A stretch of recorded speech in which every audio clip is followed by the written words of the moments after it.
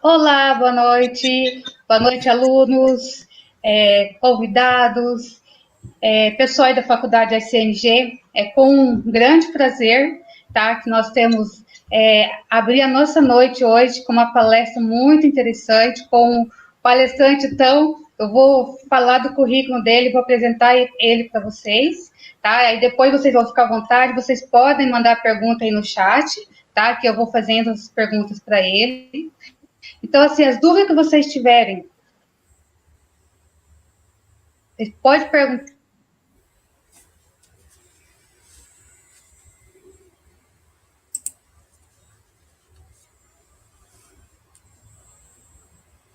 Ele atua no Júnior Campos Prado, ele atua no ramo de engenharia civil há mais de 33 anos, ele é formado pela Faculdade de Engenharia da USP, ele possui especialização em planejamento e gerenciamento pela Escola Politécnica, tem registro e corretor de imóveis pelo Cresce, ele trabalha com grande construtora e IPU, né, desculpa, na diretoria da Concretex, e desde 95 ele abriu a sua própria, tá, a sua própria construtora, Campus Prado, Engenharia e Arquitetura.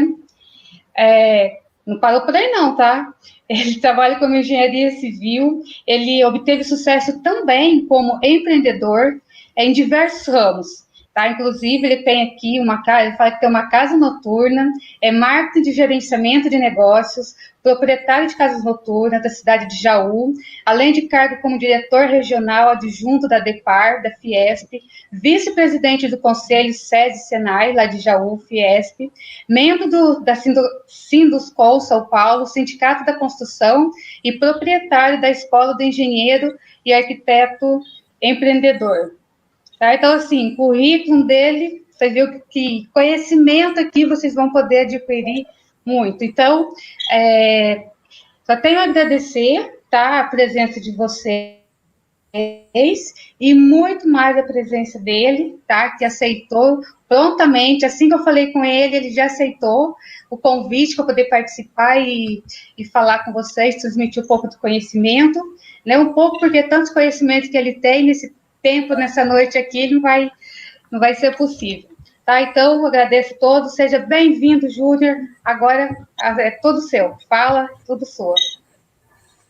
Ok, obrigado. Primeiro, eu gostaria realmente de agradecer, né, o convite. A gente, durante a pandemia, acabou fazendo muita, né, palestra através aí. Acho que iniciou, né, com bastante vigor, né, esse tipo de conversa. É interessante também, né, quando a gente puder voltar a fazer as palestras né, presenciais, né, porque aí realmente também tem uma troca de energia gostosa. Mas nós vamos falar hoje, né, sobre como preparar a prática da engenharia, né, principalmente da engenharia civil, né, que é o grande, vamos dizer assim, dificuldade da maioria dos alunos que saem da faculdade. Muitas vezes saem achando que não tem muito conhecimento, né, acha ainda que está perdido, né, mas, na verdade, é importante dizer que vocês vão sair sabendo muita coisa, tá? Vai saber muita coisa, apesar de elas estarem um pouco confusas, né? Porque muitas vezes a gente sabe da dificuldade da nossa educação, né, de forma geral, em termos que as disciplinas elas são meia jogadas, né? Tem cálculo, depois você começa a ter estruturas, madeiras, né, metálicas, concreto, assim, tudo separado.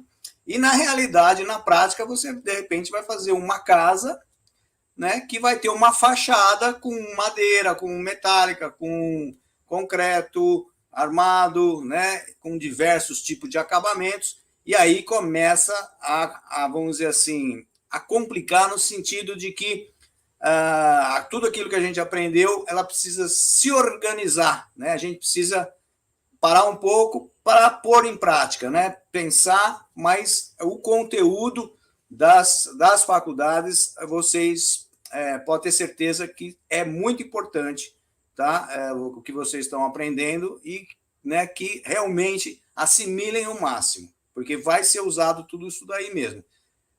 E principalmente, né, o engenheiro que é também um administrador, né, um empreendedor, no sentido que a gente procura dar soluções, né, para os nossos clientes, para a obra. Então, a gente precisa ter realmente uma mentalidade que muitas vezes eu coloco, pelo menos o meu perfil, é de ser um generalista, de ter uma ideia geral de tudo, tá? Nem que seja 20%, né? Mas você tem que ter uma ideia de tudo para poder interagir. Aí você vai ser um especialista, vai escolher um nicho, mas você vai entender o que o outro, né, o teu colega está fazendo. Então, vamos dizer que você não faça projetos estruturais de concreto armado, né? De repente vai ser um outro colega que faça, mas você vai ter que ter uma noção, né? Porque vamos dizer assim, que se você for um coordenador de projetos, você tem que ver a compatibilização entre os projetos de hidráulica, de elétrica, né, de concreto armado, e depois, se for também tocar a obra, também vai precisar, né, ter uma noção e para poder interpretar todos, né, os projetos já realizados por outros profissionais, muitas vezes, né? Então, os alunos aí, só para confirmar, são de 1º a 3º ano, mais ou menos? É isso, né? Isso, então, do 1º ao 3º. E tem alunos de ciência da computação assistindo também. Ah, tá. Então, foi bom ter falado. Hoje em dia, né,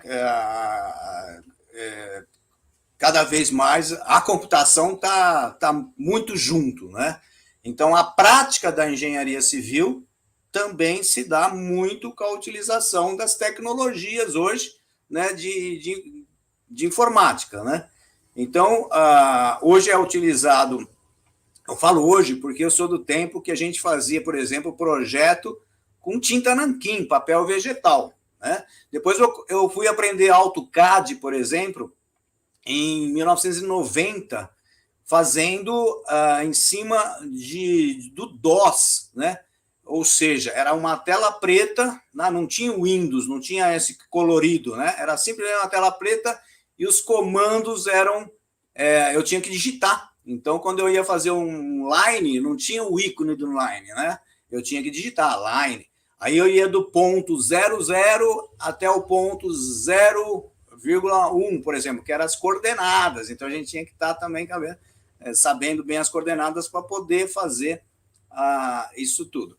Então, hoje em dia, tem realmente uma facilidade grande, mas é importante saber que o computador, os softwares que existem, eles não vão resolver, né? Quem resolve é você, engenheiro. O software vai facilitar, tá? Então, tem gente que fala assim, hoje tem um software que faz isso, antigamente, como é que fazia? Fazia do mesmo jeito, só que não tinha o software, não tinha a ferramenta que acelerasse o processo. Muitas vezes a gente tinha que ter 5 engenheiros fazendo alguma coisa que hoje se faz em poucas horas com um engenheiro só, tá? Porque usa a ferramenta que acelera, mas não que essa ferramenta vai saber fazer.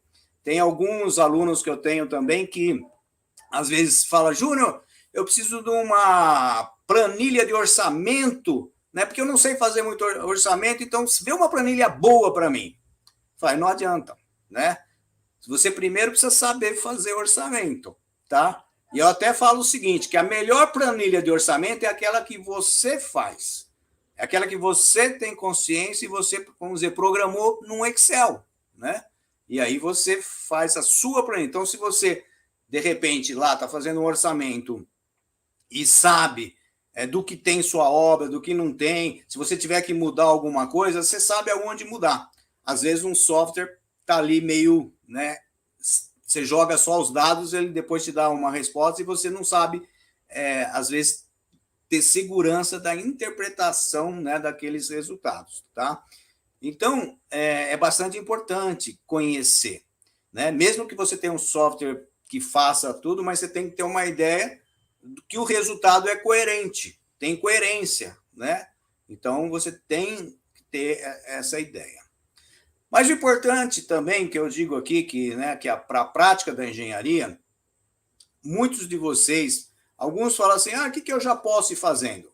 Eu acho que é interessante, se vocês puderem trabalhar num escritório de engenharia, mesmo sendo um administrativo, ou mesmo iniciando com AutoCAD, Revit, né, com 3D, né, com Lumio, tem alguns programas assim, que você pode já ir desenvolvendo e conhecendo essa etapa. E também, se estiver dentro do escritório de engenharia, conhecer o dia a dia, como é que é, né, o trâmite da coisa, como atender um cliente, ter presença numa obra, né, como conduzir, como é feita uma liderança, né, do engenheiro, que muitas vezes chega com 22, 23 anos na obra, e você tem lá um mestre de obra, né, com 50, 55 anos, né? E aí, como é que você vai, né, lidar com isso? Então, tudo isso é importante se conseguir, né, se for possível, fazer um estágio, né? Que aí você vai entrando na prática. Mesmo porque, o que eu digo muito para os meus alunos é o seguinte, para você ser um engenheiro completo, você, além da técnica que você aprende na faculdade, porque na faculdade a gente aprende técnica, tá? E com o uso de tecnologia, que são as ferramentas aí, softwares. A gente precisa, e a gente não aprende na faculdade, é conhecer o lado estratégico, tá? E o lado também operacional, que é o dia a dia da obra.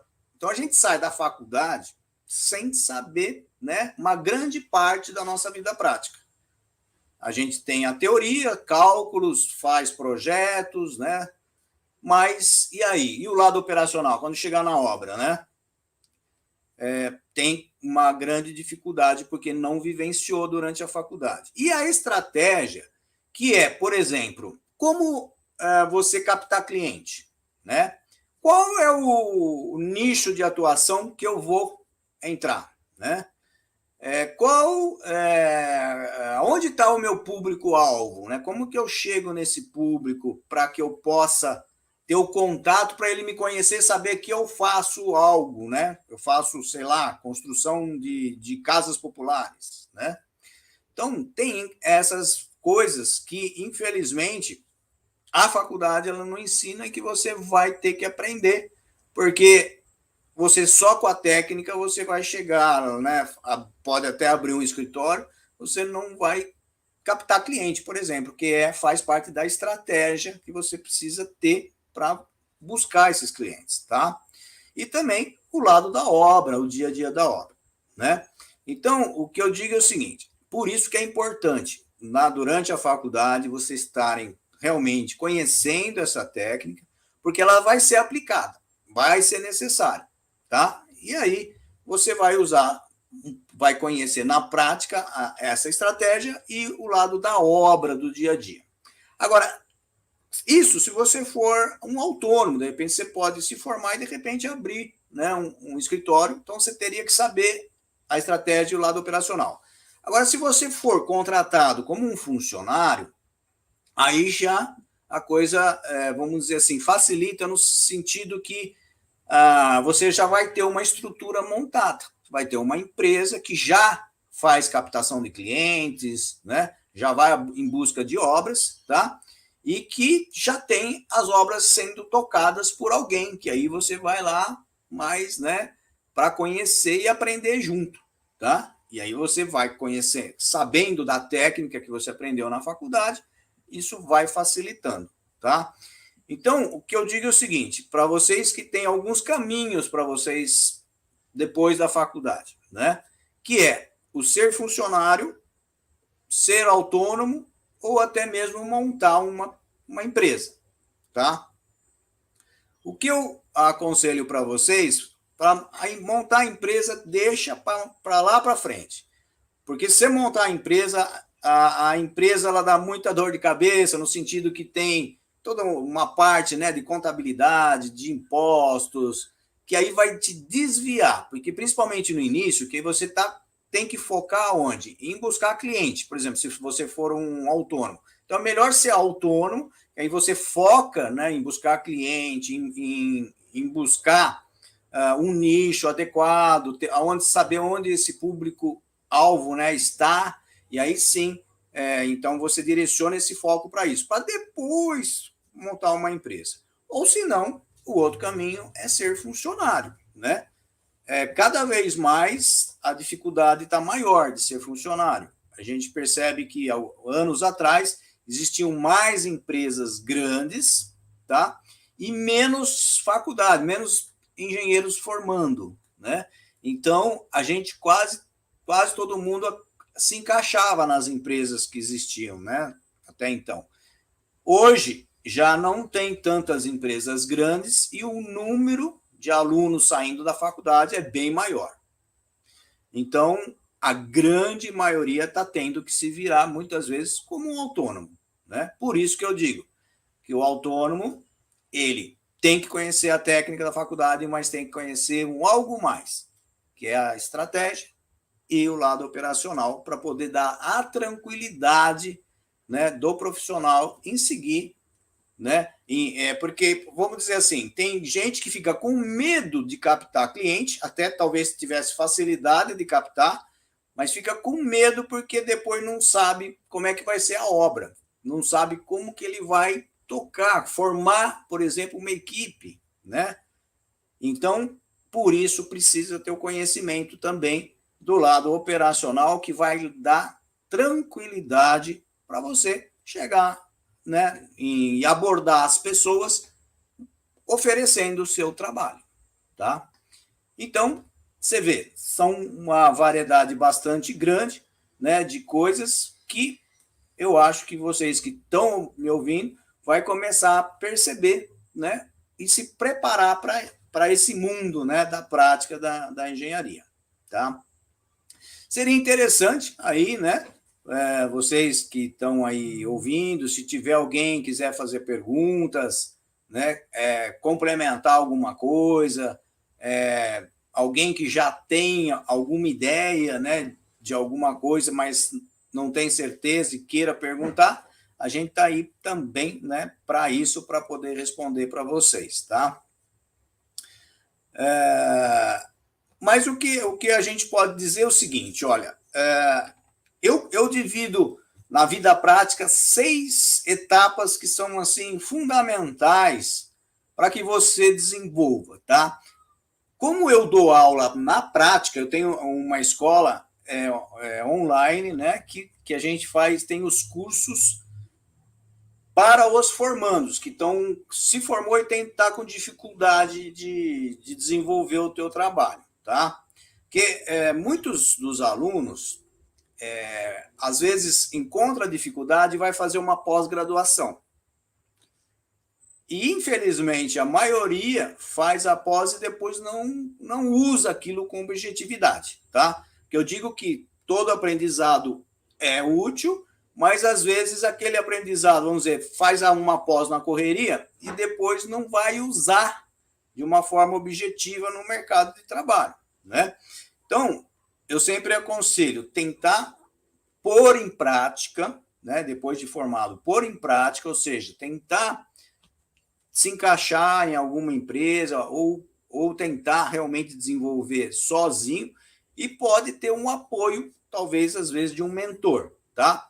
Então, eu tenho vários alunos que são assim, né, que me procuram como um mentor que eu vou dando passo a passo, tá? E aí eu divido, então, em 6 etapas que eu considero fundamentais para que você consiga pôr em prática esse conhecimento que a gente aprende na faculdade, ok? Então, a primeira etapa, tá, que é a observação do mercado. Por que a gente precisa observar o mercado? Porque eu vou achar o meu nicho, tá?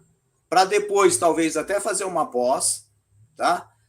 Só diante do conhecimento do meu mercado. Então, por quê? Porque o que as pessoas querem aonde eu moro, na minha região, na minha cidade, né?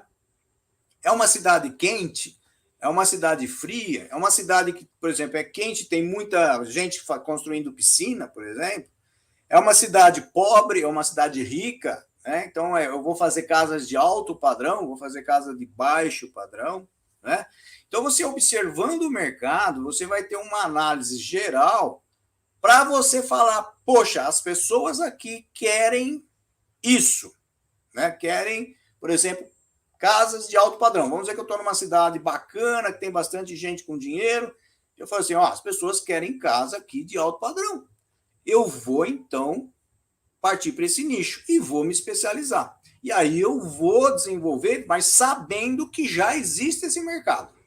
Por isso que é importante, primeira coisa, é observar o mercado. Antes de você buscar uma pós, uma coisa que de repente você não vai usar depois. Tá?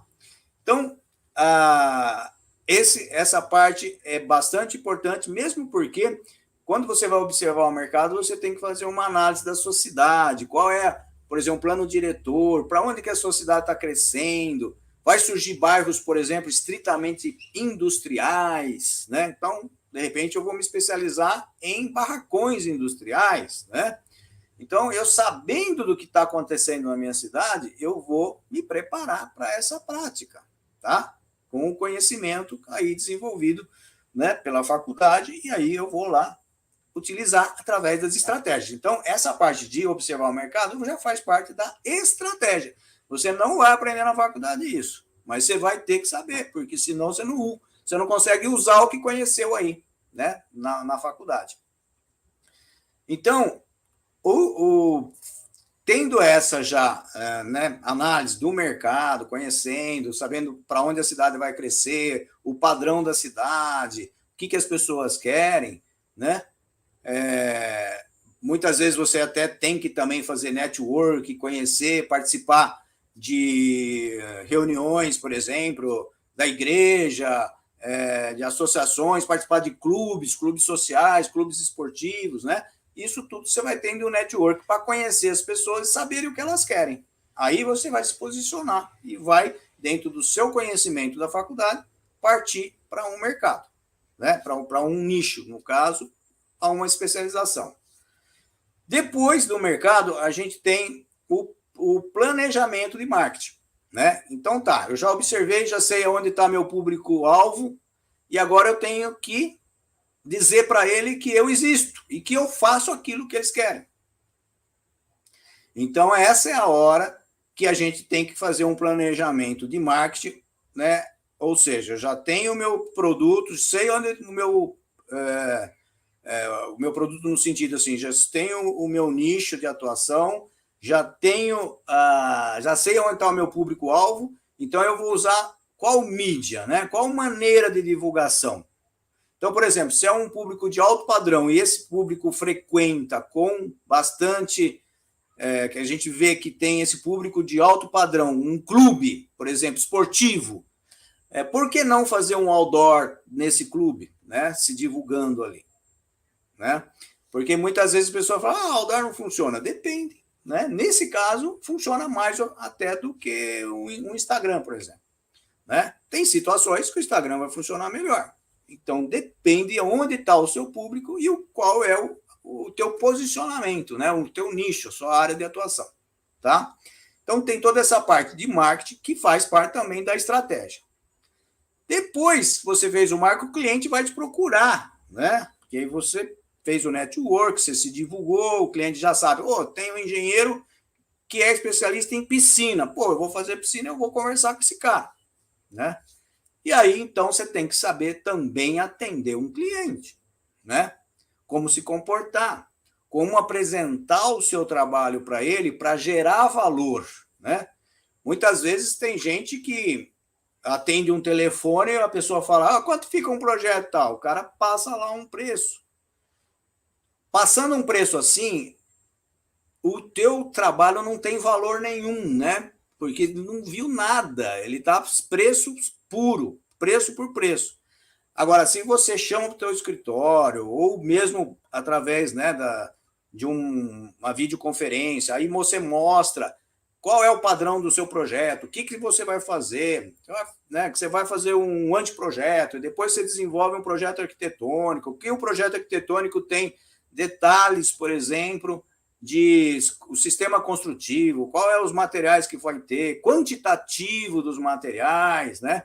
Então, tudo isso o cliente vai enxergando o trabalho que tem, que você vai fazer, e aí, quando você vai passar o preço, ele vai falar, isso vale, né? Então, tem gente que fala assim, eu não consigo passar preço de... O meu preço aqui é tudo baixo, porque todo mundo passa preço baixo. Por quê? Porque ele não demonstrou valor. Então, por isso, tem que demonstrar para o cliente o benefício que ele vai ter. Aí ele enxerga como um investimento. Né? O cliente vai ver, poxa vida, eu vou investir nesse engenheiro, porque ele vai me entregar tudo isso, né? Até muito mais do que eu imaginava, porque muitas vezes ele é leigo e ele nem sabe. Então, são renderizações, né? Tanto em foto como em filme, isso e aquilo. Então, na parte de projeto. E na parte de acompanhamento de obra, os relatórios que você vai fazer, cronogramas físicos e financeiros, né, todo como é feito o acompanhamento, tal. Então, tudo isso vai valorizar no sentido de quando você passar o preço, mesmo que ele seja um bom preço, até mais alto que os outros, esse cliente ainda vai querer fazer com você porque ele enxergou benefício, enxergou valor, né? Então, é isso aí. Depois, o quarta base, tá? É justamente você... como você vai apresentar esses projetos. Aí você já conquistou o cliente, agora você vai apresentar os projetos, né, que você desenvolveu. Então, como que você vai? Porque, na verdade, apesar de você fechar o contrato com o cliente, você tem que manter esse cliente satisfeito. Porque depois vocês vão ver que a melhor forma, né, de você captar cliente é através de um boca a boca, de um cliente já satisfeito. Então, é muito importante essa parte de apresentação para que você valoriza também, é uma forma de valorizar o seu trabalho e do cliente ele gosta porque ele vai perceber e sentir firmeza em você, tá? O quinto base é o planejamento, tá? E o planejamento da obra, tá? E a formação da equipe. Porque o que é um planejamento de obra? Na verdade, é você fazer, por exemplo, seus cronogramas, saber quais equipes você vai precisar durante a obra, né, para desenvolver. Aí tem equipe de gesso, tem equipe de concreto, de fundações, e qual o momento que eles vão entrar na obra, né? Então, é um cronograma físico.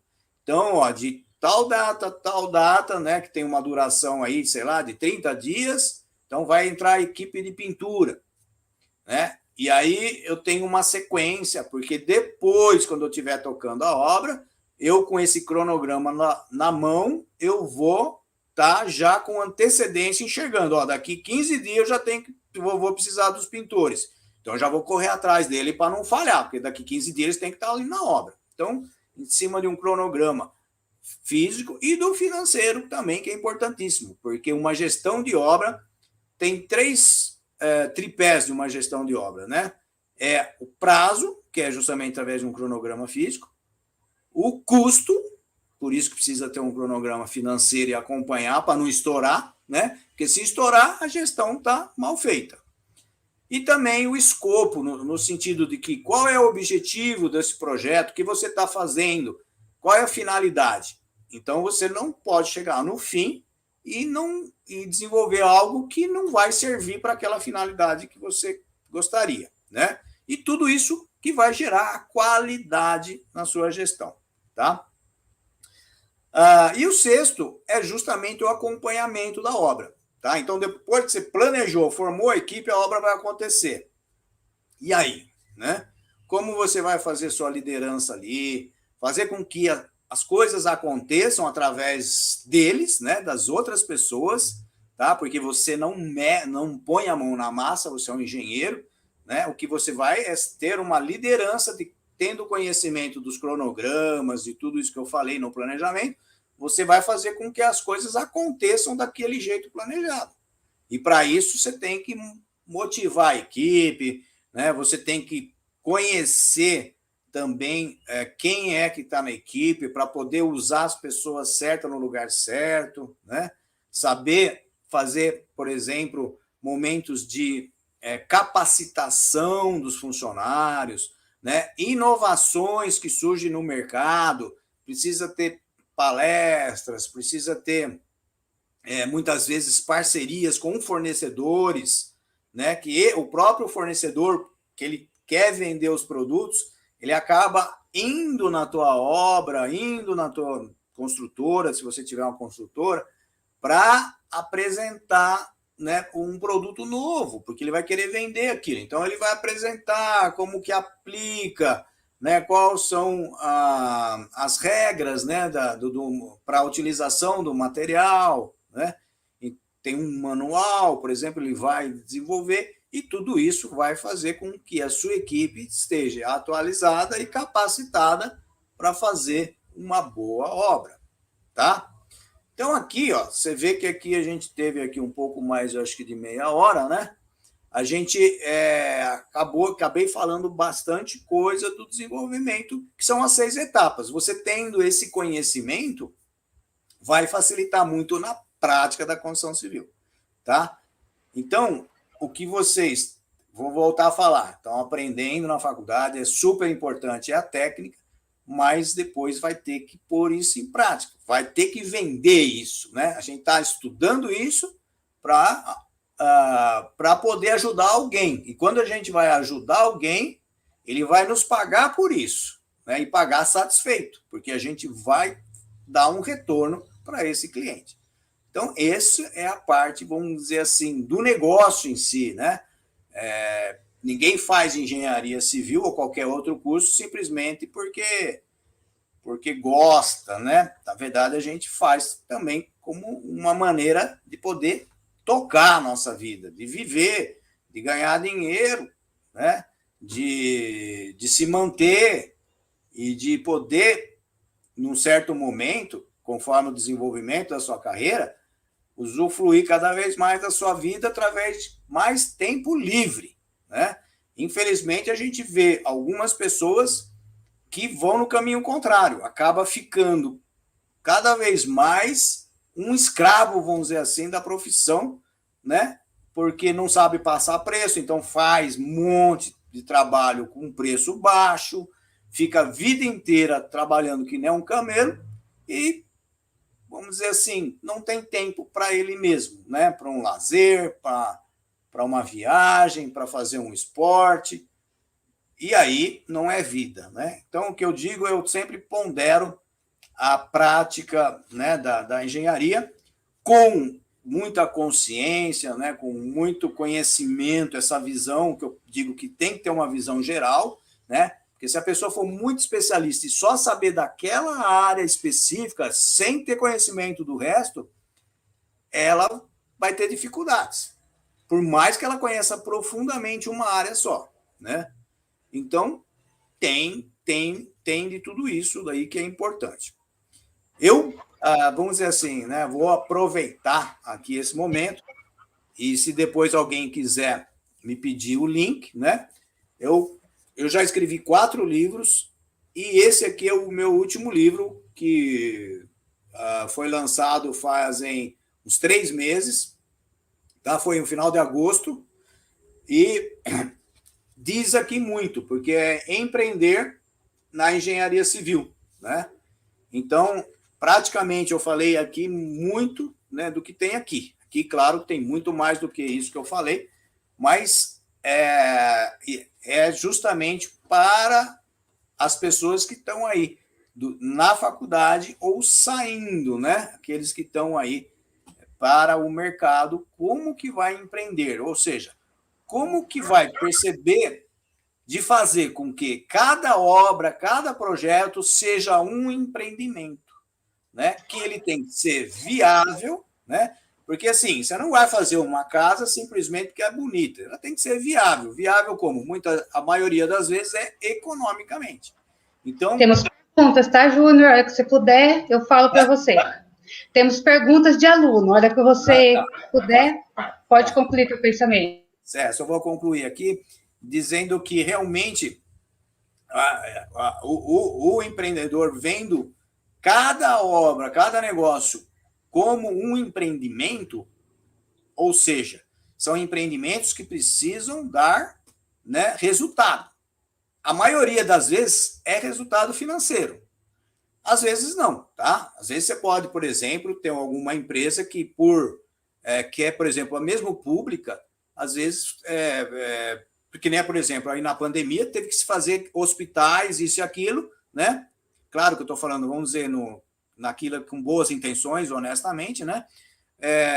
Fizeram não por lucro financeiro, porque tinha que resolver um problema de saúde, né? Então, às vezes, você tem alguns problemas ambientais, então tem o resultado para a resolução de um problema ambiental, por exemplo, né? Então, não é só financeiro, mas 95% dos projetos e de obras que vocês vão fazer tem que ver a viabilidade financeira, né? Você imagina uma pessoa querendo construir uma casa, né? Às vezes ele chega lá e fala assim, eu quero 5 quartos com 4 suítes, garagem para 6 carros, não sei o quê, e ele só tem 500 mil reais, e ele acha que ele vai conseguir fazer aquilo. Se você não tiver conhecimento, você vai fazer o projeto, aí vai fazer a obra para no meio e ele acaba o dinheiro do homem. Então, você tem que ter uma noção de ver aquilo, né? É viável, né? Então, por exemplo, uma casa desse tipo vai ficar R$1 milhão, né? Então tem que ficar muito claro, precisa conhecer o orçamento, porque senão vai empipinar. E se empipinar, pega mal para tudo quanto é lado, né? Então, é muito melhor quando você dá lucro para o cliente, dá benefício, dá vantagens, aí ele vai querer fazer mais obra com você e vai te indicar para outros. Então, Josilene, né? Pode perguntar. Tem alguma pergunta? Vamos lá. Temos alguma pergunta. O Thiago, ele é o aluno do 3º ano e ele quer saber, a linha de balanço pode auxiliar nesse cronograma? A linha de balanço? Isso. Eu não sei, não entendi essa pergunta. A linha de balanço pode auxiliar nesse cronograma. A linha de balanço pode auxiliar nesse cronograma. A linha de balanço. Eu gostaria de que me explicasse melhor aí, que essa linha de balanço eu não estou entendendo. Auxiliar nesse cronograma. Refaça essa pergunta aí para gente. Eu vou ler a outra pergunta, que ele mandou mais perguntas aqui. Tá bom. Ele quer saber, uma pergunta, devo cobrar caso meu cliente queira fazer alterações no projeto, depois do projeto ter terminado? Sim. O que é importante é o seguinte, tudo deve ser conversado logo de início, né? Deve ser explicado. Porque se você for fazer isso, querer cobrar depois sem ter falado nada para o teu cliente, por mais que você tenha razão, pode pegar mal. O cliente vai achar que não, mas, né? Porque o cliente acha que ele é leigo, ele às vezes não sabe a dificuldade que tem de ser feito. E aí, então, ele acha que não, você fez faz outro, né? Pelo mesmo preço. Então, é importantíssimo na hora que vai conversar com o cliente, vai acertar, passa-se um preço, e diz, eu, por exemplo, faço assim, eu faço em etapas. Então, eu faço um anteprojeto, que é tipo assim, fazer um projeto com todas as divisões já da casa e tal, mas ainda eu não especifico aberturas de janelas, de portas, o tipo de materiais construtivos e tal. Então, eu faço aos poucos, eu vou fazendo, aí ele gostou ou não gostou, ou achou o cômodo um pouco pequeno, então eu vou alterar, ainda no anteprojeto.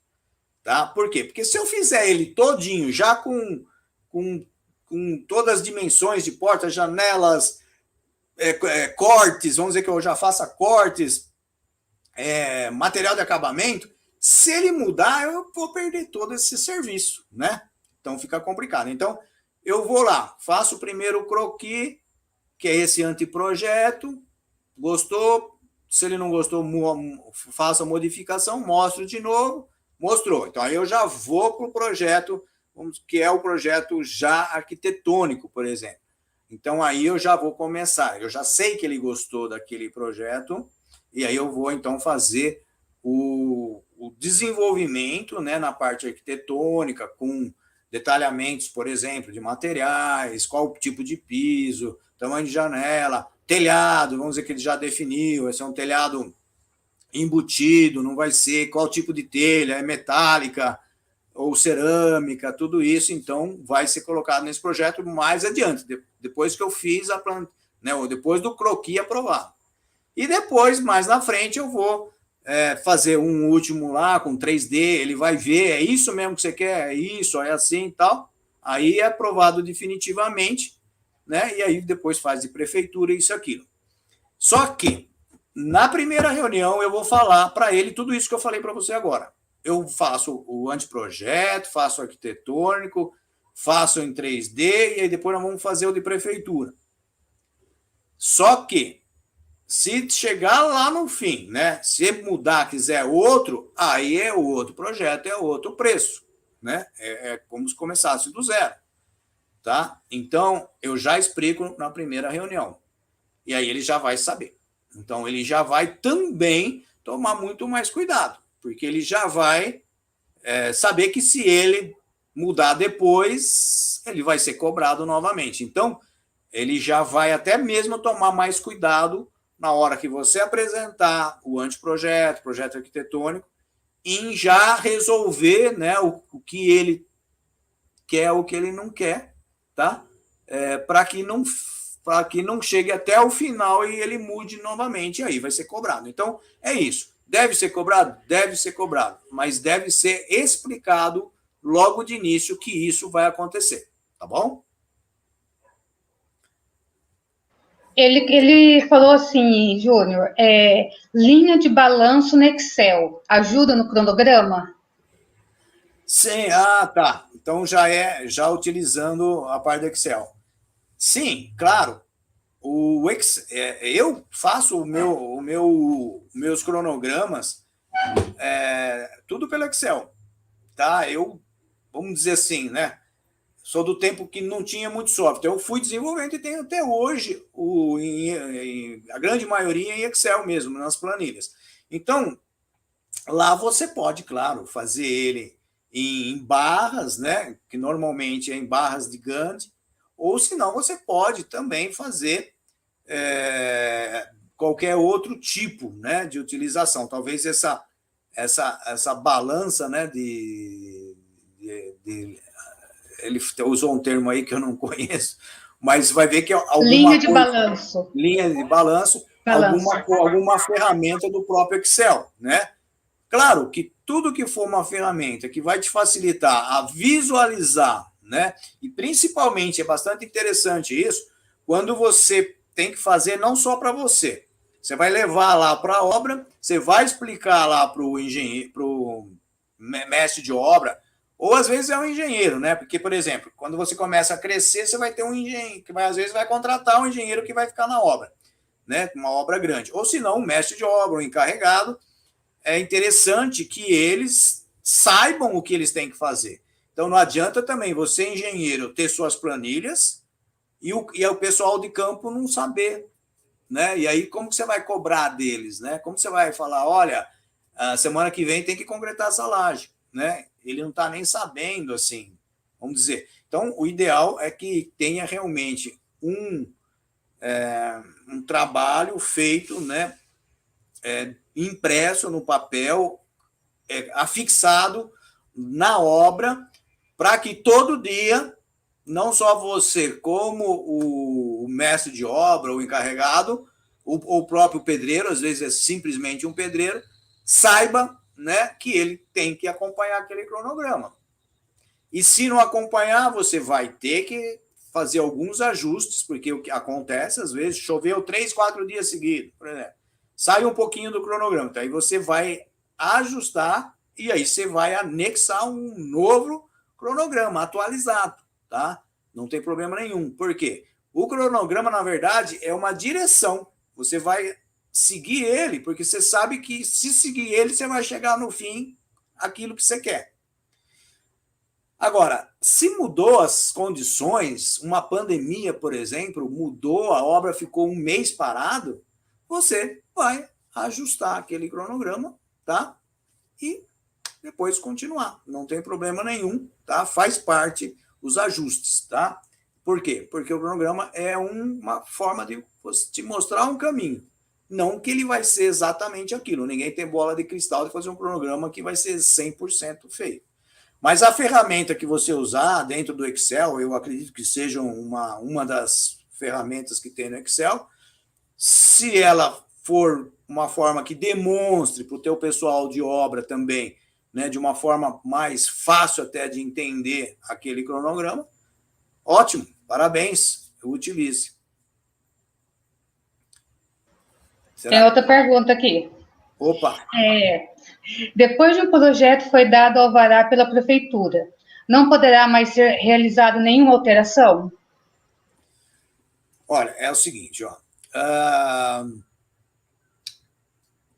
Por isso que é bastante importante o cliente ter bem consciência de fazer todo esse passo a passo, chegar no projeto final, o projeto, vamos dizer, de prefeitura, né? Vamos dizer assim, no final, para poder encaminhar ele para uma aprovação na prefeitura, né? Ele deve ser o definitivo, né? Para que não tenha que refazer essa parte burocrática que é demorada. Agora, acontece, né? Então, a gente tem que tentar evitar, mas pode acontecer. Acontecer de, por exemplo, vamos dizer que tem uma pessoa querer fazer uma casa maior, mas ele está fazendo menor porque não tem condições, mas de repente ganhou um dinheiro de herança, de uma coisa, aí ele resolve mudar e o projeto já estava aprovado. Você vai simplesmente fazer uma substituição, tá, do projeto. Então, você vai substituir, simplesmente isso. Então, aí você vai continuar construindo. A hora que estiver pronto, o alvará, né, de conclusão da obra vai ser nesse novo projeto que você entrou, substituindo aquele primeiro. Tá? Então, vamos dizer assim, qual os problemas que isso gera para o cliente? Ele vai ter que pagar um novo projeto, né? Você vai fazer de novo, e muitas vezes você está fazendo de novo porque você está alterando, mudando, aumentando, sei lá, e aí você vai cobrar, né? Às vezes, para o engenheiro é até uma forma de ganhar dinheiro mais, entendeu? Mas é bom sempre evitar, porque tem também as dores de cabeça em relação ao poder público, leva lá, demora mais 10, 15, um mês, né, para provar e tudo mais. Aí pode também acontecer muitas vezes, assim, por isso precisa tomar cuidado para aprovar direito antes de também começar a construir, porque de repente chega lá, não pode ser aprovado daquele jeito, porque tem a lei de zoneamento, tem que ter área de permeabilização, não pode ter uma porcentagem de área construída maior do que 70% da área do terreno, né? Então, ou seja, são situações que precisam ser observadas, mas pode alterar o projeto, pode, não tem problema nenhum. Só vai dar trabalho e tempo, né, um certo desgaste. Por isso é bom evitar, mas pode sim. O Tiago, ele também pergunta, ele está com bastante dúvida no cronograma. Se no cronograma se coloca qual equipe que entra, em qual data, em qual momento, em que dia, local da obra, tudo é colocado nessa planilha. Sim. É o tal negócio, né? Você tem que fazer um nível de detalhamento que vai te prever, porque é o seguinte, para qual que é a finalidade do cronograma? A finalidade do cronograma é você antecipar algo que você vai fazer depois. Tá? É a mesma coisa de um projeto. Né? Dá para construir sem projeto? Por exemplo, de uma casa, de um porte médio, dá para construir. Só que você vai construir sem projeto? Vai. O que vai acontecer? Vai ter retrabalho, vai fazer uma parede, às vezes fora de alinhamento, o cômodo não ficou bom, né? É muito mais fácil você mudar o desenho, né, do projeto acertar e depois levar para a obra já pronto, assim, sabendo o que você quer, do que você ficar imaginando durante uma construção, né? Então, o projeto é você prever tudo que vai ser feito no papel, para na hora de construir, você já imaginou as 1000 maneiras que poderiam ser e aquela era a melhor. O cronograma é a mesma coisa. Você vai planejar, imaginar como vai transcorrer sua obra. Então, que dia que ela vai começar? Né? Ou vamos dizer que ela não precisa ser o dia exato, mas vamos dizer que ela tem o dia 1, o dia 1º da obra, que pode ser dia 1º de março, pode ser dia 1º de abril, né? Mas o dia 1 da obra. Tá, então vai começar o quê? Vai fazer análise de solo, vai fazer a fundação, né? Você já está com os projetos prontos da fundação, vai começar a fazer a abertura das valas. Então, quanto tempo vai demorar isso? E assim por diante. Então, depois começa a subir as alvenarias, então já é uma outra equipe, e começa em qual dia, né? E vai terminar depois de quantos dias, e vai fazer a estrutura, os pilares, as vigas e tal. Então, quanto mais, né, você puder detalhar, imaginar como vai ser construído depois, na hora que você estiver construindo, você já vai ter, né, um mapa. Na verdade, o cronograma físico, ele é um mapa para você seguir. Então, você já fez aquela construção no papel. Agora você vai fazer na realidade. Então, você vai pegar lá, opa, eu tenho que fazer a fundação, então tem que estar com essa equipe. Ó, daqui semana que vem eu já vou entrar com a parte de ferragens, né, dos pilares. Então, eu já tenho que... É semana que vem, mas hoje eu já estou vendo a equipe que vai começar a semana que vem. Que se eu não tenho esse cronograma, eu me perco. Aí chega a semana que vem e falou, nossa, agora tem que concretar aqui, eu não tinha programado o concreto. Entendeu? Então, você tem no cronograma, você enxerga, ó, daqui um mês eu vou precisar de uma equipe de gesso. Então, eu já posso, desde já, ir procurando e já acertando o preço. Quanto mais antecedência eu tiver para arrumar a equipe, para orçar, né, melhores preços, melhores condições, tá? E até mesmo para programar a própria equipe, que às vezes ela está em outras obras, melhor. Porque aí, com o cronograma, você já sabe que é daqui mais ou menos um mês, né? Agora, se você não tem cronograma, a coisa vai acontecendo assim, você vai apagando o fogo, né? Você vai correndo atrás dos problemas que vão gerando. E o engenheiro não é para isso. O engenheiro é para antecipar, já ter o conhecimento do que pode acontecer e quando estiver fazendo, você já vai estar tendo as coisas conscientemente. Por isso que existe o cronograma, tanto físico, financeiro, né? Tem gente, por exemplo, que faz cronograma lindo, maravilhoso, engaveta e vai tocar obra sem olhar o cronograma. O que isso adianta, né? Então, o cronograma tem que ser levado à obra e aí você, nas visitas, você tem que, periodicamente, dependendo do porte da obra, tá? Você pode fazer de 3 em 3 dias, ou de 1 em 1 semana, de 15 em 15 dias, dependendo do porte da obra. Mas tem que ter uma data, tipo, como se fosse de medição. É de medição, na verdade. Então, por exemplo, hoje, qual é a fotografia da minha obra? Eu estou fazendo esses pilares, eu já estou fazendo a forma aqui da laje, né? Está subindo a alvenaria lá do muro, e aí eu vou ver meu cronograma. Era isso que era para estar fazendo? Tá, beleza, se é, ótimo. Ah, não era, isso aqui era para eu estar fazendo semana passada. Pô, então eu preciso fazer um ajuste aqui, ver aonde eu posso acelerar para que eu termine a obra naquela mesma data que eu planejei no início. Entendeu?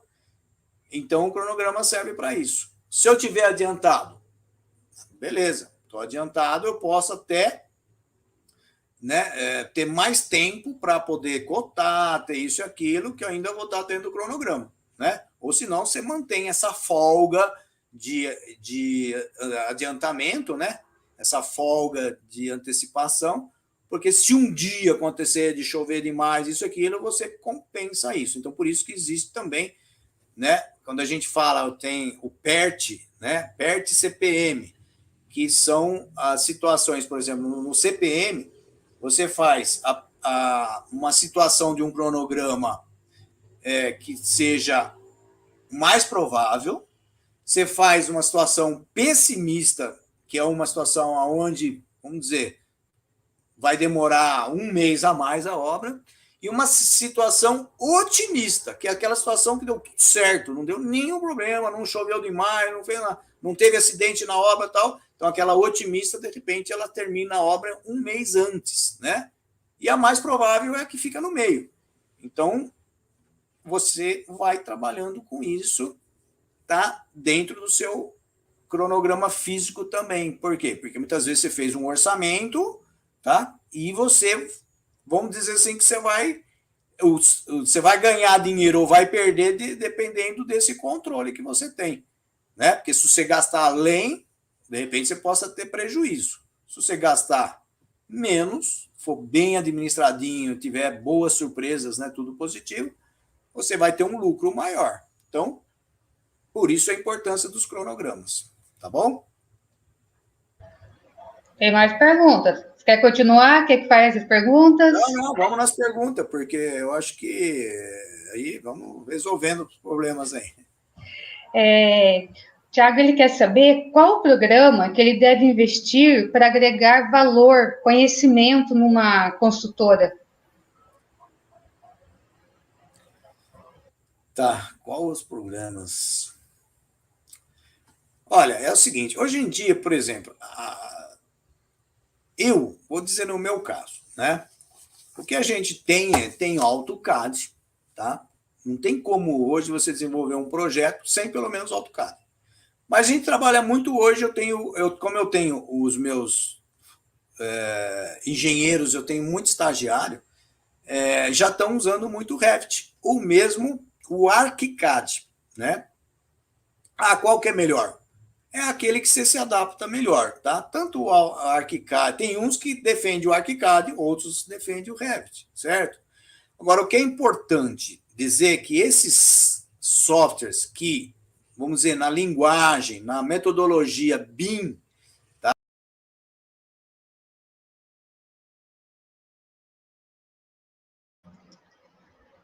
Acho que ele caiu, pessoal. Só um pouquinho que ele já volta. Essas internets estão bem complicadas. Que legal, Tiago, fazendo um monte de pergunta aí, esclarecendo suas dúvidas, isso é muito bom. Caiu? Voltou? Voltou. Não sei porque caiu. Nossa Senhora, aí eu estava falando que... Nossa, me fugiu aqui. Estava falando do AutoCAD, do Revit, mas também... Do AutoCAD. Então, cada um tem. Agora, precisa saber que a tecnologia BIM, né, que é você construir, né, de forma digital, que é tudo aquilo que a gente já falou. Você antecipar aquela construção para poder ver todos os problemas que elas vão ser geradas, mas você, como você está antecipando, na hora que você for construir, vai estar mais fácil para você. Então, quando você constrói uma obra de forma digital, né, por isso que é o M de modelagem, né, e com maior informação possível, que é o I do BIM, informação, ou seja, né, tem muita gente que usa o ArchiCAD e o Revit, que são ferramentas com tecnologia BIM, mas usa como se fosse um AutoCAD. Por quê? Porque ele não usa a informação.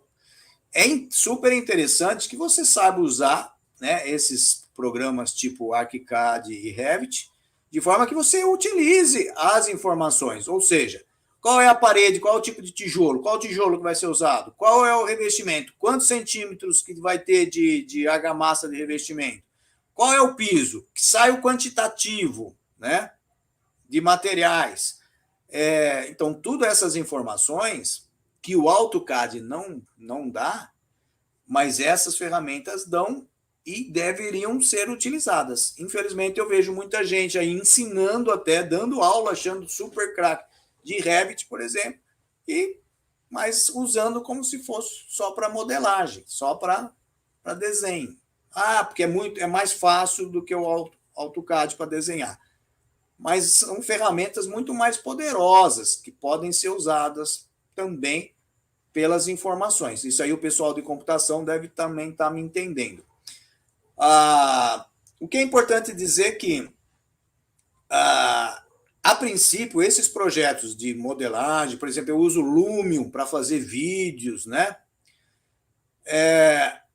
Eu digo o seguinte, vê o que te adapta, o que te resolve ali, mas eu não te indico, e muito menos, assim, que nem eu falei para você, eu procuro desenvolver minha planilha de orçamento, eu desenvolvo a minha planilha de cronogramas físicos, financeiros, através do Excel, porque ali eu tenho consciência do que está acontecendo, ali eu sei como que eu lancei meus dados, o que tem ali, e se eu precisar alterar alguma coisa, eu sei aonde eu vou fazer, tá? Isso que eu estou falando é para pequenas e médias obras, tá? É claro que se você for já numa grande construtora, aí sim você vai ter lá, vamos dizer, vários torres de 15 andares e não sei o quê.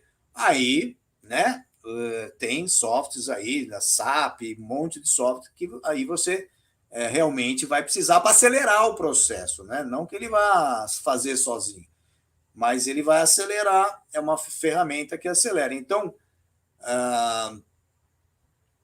não se, assim, procura aprender a fazer, né? E aí os softwares, só essa parte de desenho que eu acho que não tem como, né? Você tem que aprender esse software aí para desenvolver, a não ser que você não trabalhe com projeto, né? Mas a parte de obra, ela pode ser feita tudo por você mesmo, pequenas e médias obras, tá? Que é o que eu faço, eu desenvolvi até mesmo controle de custos, né?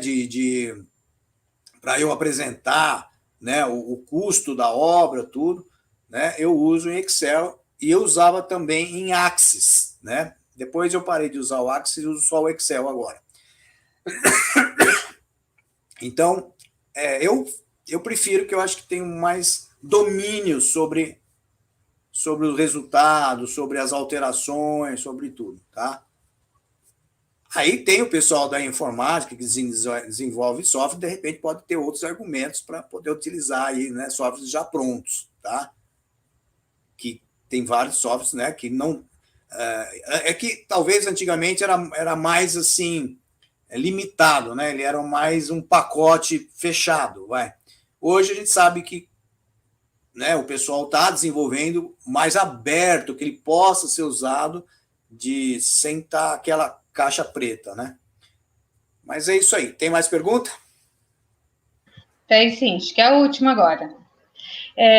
O Thiago falou que ele estava passando por uma obra e aí ele notou que tinha umas estruturas de ferro dentro da fundação dos edifícios vizinhos. Aí ele perguntou para alguns trabalhadores que estavam lá o que era aquilo. Aí falaram que eram os tirantes. Aí ele quer saber qual a finalidade deles. Sim. Acredito que esses tirantes, essas estruturas, eu não sei se eram barras, tem tanto barras como aquelas cordas, como é que chama? Que vão... o tirante, na verdade, ele tem aquela função de manter, vamos dizer, a estrutura principal de pé, né? Então, às vezes você tem uma estrutura, que talvez seja essa que você falou, de aço, e que, de repente, tem um cabo de aço, era cabo de aço que eu ia falar aquela hora, né? Tem um cabo de aço forçando para cá e o outro para cá. Então, né, ou três, né, cabo de aço, fazendo com que aquela estrutura se estabilize, né? Aquela estrutura metálica, que de repente até pode ser uma forma, né? Do jeito que ele está falando, está meio assim, meio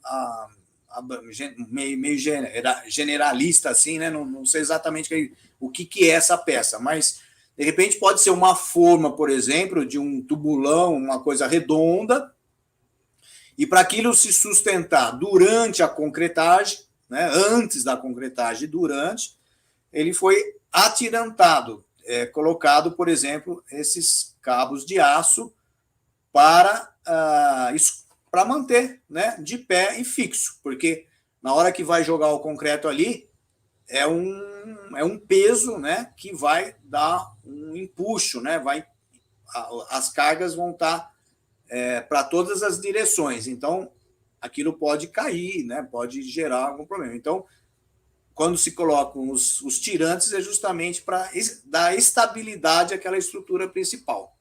Deve ser isso que ele viu. Tem. As perguntas aqui encerraram. Ótimo. Então, é o seguinte, nós demos aí 1 hora, né? Eu não sei se essa era a proposta, né? E eu acho que foi muito bom, eu agradeço a participação, né, desse evento que vocês estão fazendo, desse seminário, né? E fiquem assim à vontade em querer entrar em contato comigo. Eu posso dizer para vocês que eu tenho um canal do YouTube que é Júnior Campos Prado, engenheiro empreendedor, tá?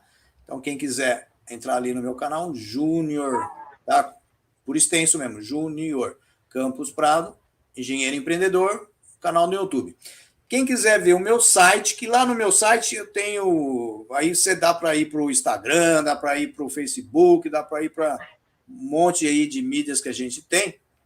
É simplesmente Júnior Campos Prado, tudo junto, .com.br. Então, esse é o meu site. Eu vou colar aqui no chat, professor. Colar aqui no chat para eles. Deixa eu só... O site é Júnior Campos Prado, tudo junto, juniorcamposprado.com.br. Tá? E lá também tem a possibilidade, se você quiser, de adquirir, por exemplo, esse livro ou os outros 3 que eu também tenho, né? E tenho cursos também lá, tem alguns cursos também. Tá, eu mandei o link ali no site para eles aqui, tá? O Thiago está agradecendo as dúvidas que você esclareceu para ele, e eu só tenho a agradecer, tá? Passou assim tão rapidinho esse tempo aí, foi assim bem gostoso de ouvir você falar, foi assim coisas bem... falou que deu para a gente entender, para todos nós que estamos aqui assistindo, entendendo, que é uma coisa simples, só que a gente tem que ter responsabilidade, né? A gente tem que se programar para que saia tudo certo. E eu agradeço muito, tá? Sua presença, esclarecer, trazer um pouco do seu conhecimento aqui, e, claro, a gente espera contar outras vezes com a sua participação, com a sua presença aqui, nos trazendo mais conhecimento. Ok, muito obrigado, tá? E precisando, tô aí. Quem sabe, né, um dia, eu não sei se vocês é curso à distância ou também é presencial de vocês? Presencial. Então, quem sabe eu vou conhecer lá, né, Maringá, né? Maringá. A faculdade de vocês, e com muito orgulho estar lá presente para a gente bater um papo pessoalmente. A gente vai ficar muito feliz. Eu, em nome da faculdade, em nome dos alunos, iremos ficar muito felizes em recebê-los, mostrar nossa faculdade e você palestrar para a gente lá no auditório, que a nossa faculdade tem um auditório lá, vai ser muito bem-vindo. Ótimo. Aí eu posso levar uns slides, mostrar umas imagens também, que isso também ajuda bastante a, né, ter esse insight, né, ter essa... Agora que eu estou vendo aqui os comentários, eu estava aqui no chat privado e eu não tinha apertado aqui nos comentários, veja só. E eu estou vendo aqui as várias perguntas, até alguns elogios, né? Então, eu sou muito grato aí, estou feliz aí de ter participado com vocês, tá bom? Tá certo, então. Muito obrigada e vamos colocar em prática sua visita aqui. Ok. Obrigada. Boa noite, alunos. Obrigado pela presença e participação de vocês aí. E a todos uma boa noite, um bom descanso.